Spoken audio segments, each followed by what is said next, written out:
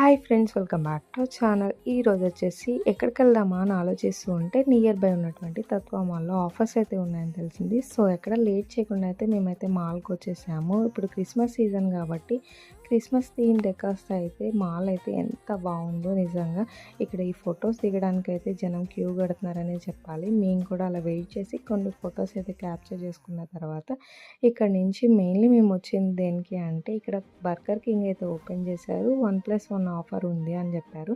So ఎలా ఉంటుందో ఏమో అనుకున్నా కానీ అక్కడ క్రౌడ్ చూసిన తర్వాత అమ్మ బాబాయ్ దీనికోసం ఎంతమంది జనం వెయిట్ చేస్తున్నారు అనిపించింది. 1+1 మీన్స్ ఇక్కడ 99 రూపీస్కి 2 బర్గర్స్ వచ్చినాయి. ఇది చికెన్ది.